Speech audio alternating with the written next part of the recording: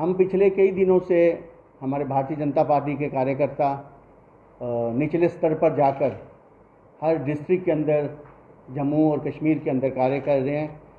पिछले कई दिनों से हम लोग कोशिश कर रहे हैं कि हम लोग इस कोविड की जो महामारी जम्मू कश्मीर में पड़ रही है, इस महामारी को हम किस प्रकार से निपटें। और आज आके हमने देखा कि जिस प्रकार से जो एडमिनिस्ट्रेशन जो यहाँ पे काम कर रही है, ये बड़ी दुख से कहना पड़ता है कि आज जो हमारा मेडिकल हॉस्पिटल बख्शी नगर में है, इन लोगों ने जब ऑक्सीजन के प्लांट वहाँ पे लगाए थे, क्या कारण है कि वो प्लांट आज जिस प्रकार से थोड़ी देर के बाद उनका फ्लो कम हो जाता है, जिसके कारण पेशेंट्स की डेथ हो रही है। कल रात को बात हुई कि किस प्रकार से जो गांधीनगर हॉस्पिटल है वहाँ भी कल ऑक्सीजन नहीं मिल रही थी, जिसके कारण वहाँ पे भी कल पेशेंट्स नहीं ली जा रहे थे। इसी प्रकार से हम अगर प्राइवेट सेक्टर में देखें तो नारायणा हॉस्पिटल पिछले 7 दिन से एक भी पेशेंट नहीं ले रहा। अगर हम बत्रा में देखें तो 40-50 के 110 की कैपेसिटी के बाद 40-50 पेशेंट लेना, ये बहुत बड़ा क्राइम है।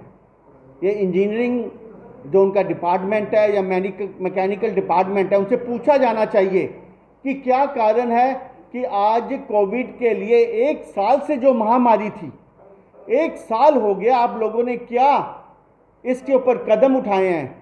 आज आप लोग सचमुच में क्रिमिनल अगर हैं तो आप लोग हैं, जो ये लोगों को यहाँ पे जो सज़ा मिल रही है वो सिर्फ आप इंजीनियर और मैकेनिकल जो डिपार्टमेंट है उनके कारण मिल रही है, क्योंकि जो लोग यहाँ मर रहे हैं वो आपके कारण मर रहे हैं। दूसरा, जो इन्होंने city hospital into triage centre घोषित किया कि हर व्यक्ति, जो भी व्यक्ति होगा, जो भी मरीज होगा, पहले वो सिटी हॉस्पिटल जाएगा। पर सिटी हॉस्पिटल की अगर हम पिछले कई दिनों से हम लोग देख रहे हैं कि वहाँ पे ऑक्सीजन का इंतज़ाम ही नहीं। जिस हॉस्पिटल के अंदर हर पेशेंट ने जाना है, सीटी स्कैन कराना है, वहाँ पे इनके पास ऑक्सीजन की व्यवस्था नहीं है।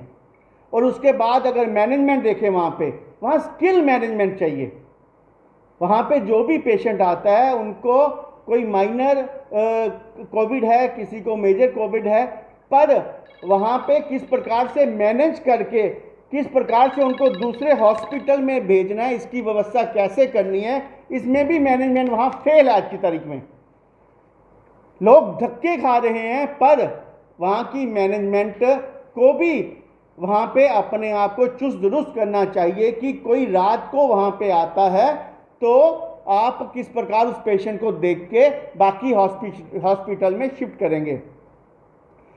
तीसरा, जो वहाँ पे जिस प्रकार से ये लोग रोज एडवाइजरी जारी करते हैं कि इस हॉस्पिटल में रात को इतने बेड हैं, इस हॉस्पिटल में रात को इतने बेड हैं, इस हॉस्पिटल में रात को इतने बेड हैं। अगर ये रात को 15 बेड खाली बताते हैं तो पेशेंट जम्मू में क्यों धक्के खा रहे हैं रात को हॉस्पिटल के अंदर जाकर? उनको बेड क्यों नहीं मुहैया कराए जाते? क्या व्यवस्था इन लोगों की है? तीसरा, जो इनका यहाँ पे इतना बड़ा जम्मू कश्मीर, और ख़ासकर जम्मू की बात करूँगा, no mechanism of plasma donation camp. यहाँ पे आप प्लाज्मा डोनेट करके किस प्रकार उसकी व्यवस्था करनी है, इसका कोई भी यहाँ पे ऐसी कोई व्यवस्था नहीं बनाई गई। क्या कारण है कि आप लोग क्यों पीछे चल रहे हैं? तीसरा, जो यहाँ की एडमिनिस्ट्रेशन है, एडमिनिस्ट्रेशन यहाँ पे पॉलिटिकल एक्टिविटी आज ना के बराबर है, क्योंकि पॉलिटिकल सेटअप नहीं है।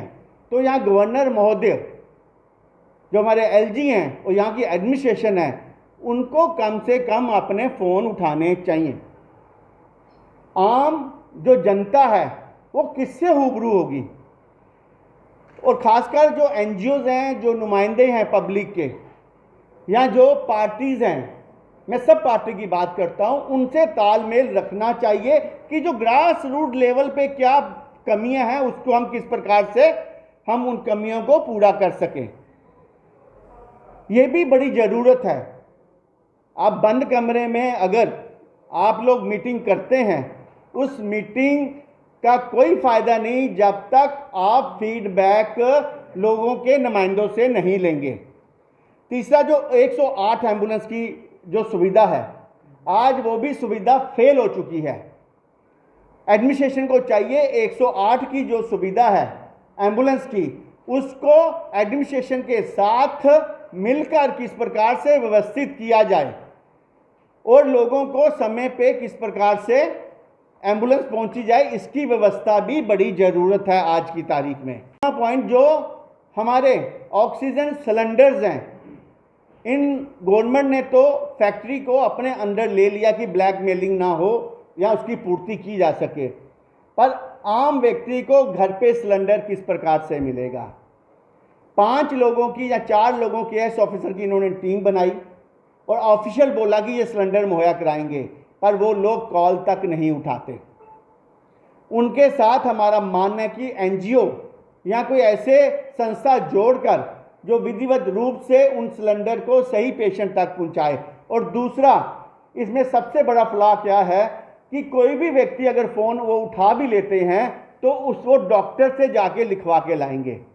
आम डॉक्टर के पास डिग्री है पर वो नहीं लिख सकता, खाली हमारे सिटी हॉस्पिटल वाले ही लिख के देंगे तो वो उसको सिलेंडर देंगे। जब तक ये कार्रवाई होगी तब तक हमारा पेशेंट भगवान को प्यारा हो जाएगा। उसके बाद जो पिछली हमारी डिमांड है कि सबसे पहले वहाँ पे जो पैरा मेडिकल स्टाफ्स हैं उसकी इतनी कमी है, उसको किस प्रकार से पैरा मेडिकल स्टाफ को लगाया जाए और किस प्रकार से उसकी भर्ती की जाए। या नर्सिंग हॉस्पिटल्स या पैरा मेडिकल हॉस्पिटल जो कॉलेजेस हैं, वहाँ से हज़ारों की तादाद में बच्चे पास होकर निकले हैं। इनको चाहिए कि वो नर्सिंग जो कॉलेजेस हैं वहाँ के जो बच्चे हैं उनको 5 या 6 महीने की सैलरी पे लिया जाए। वो ट्रेन बच्चे हैं और वहाँ पे इन लोगों को इंस्टीट्यूशन खोलने चाहिए। वहाँ पे कोविड सेंटर खोल के उन बच्चों को लगाना चाहिए। और जो गैजेटेड हैं आज की डेट में, जो कोविड में गैजेटेड चलते हैं, चाहे वो मशीन्स हैं जो ऑक्सीजन के लिए घर पे लगाई जाती हैं, उनकी भी ब्लैक मेलिंग को किस प्रकार से रोकना है। आज ब्लैक मेलिंग माफिया किस प्रकार से हावी है। जो 30,000 की जो मशीन है आज लाख में बिक्री है। यहाँ की एडमिनिस्ट्रेशन क्यों नहीं लोगों को वो मशीनें मुहैया करा रही बाजार में सस्ते दामों में।